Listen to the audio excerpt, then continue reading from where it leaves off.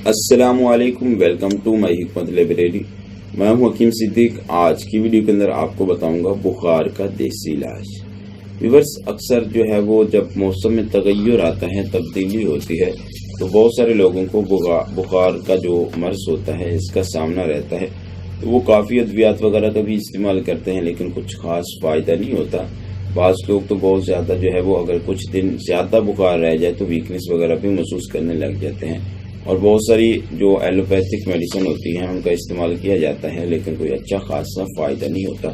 तो आज आपकी खिदमत में बुखार का एक देसी नुस्खा पेश करने लगा हूँ, जिसको आप बना के इस्तेमाल करें। इंशाअल्लाह अज़ीज़ 3 से 4 दिन के अंदर आपको हमेशा के लिए बुखार से जो है वो निजात मिल जाएगी। तो व्यूअर्स, चलते हैं नुस्खा के अज्जा के बारे में जान लेते हैं। तो जो सबसे पहली चीज़ आपने लेनी है वो है करंजवा।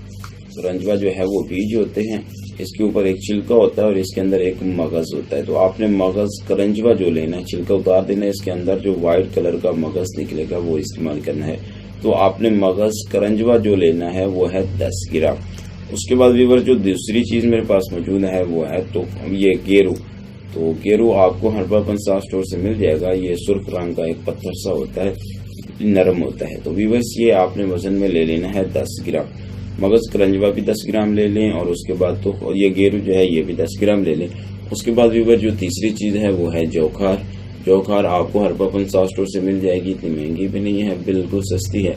ये आपने वजन में ले लेनी है 10 ग्राम। उसके बाद व्यूअर जो मेरे पास चौथी चीज़ मौजूद है वो है निशादर फली। आप निशादर फली भी इस्तेमाल कर सकते हैं, निशादर टिकरी भी इस्तेमाल कर सकते हैं, जो भी आपको आसानी के साथ अवेलेबल हो। वैसे हर्बल पंसार स्टोर पे दोनों आसानी से मिल जाते हैं। तो ये व्यूअर्स, आपने निशादर टिकरी जो है, ये निशादर फली जो है ये भी 10 ग्राम ले लेना है।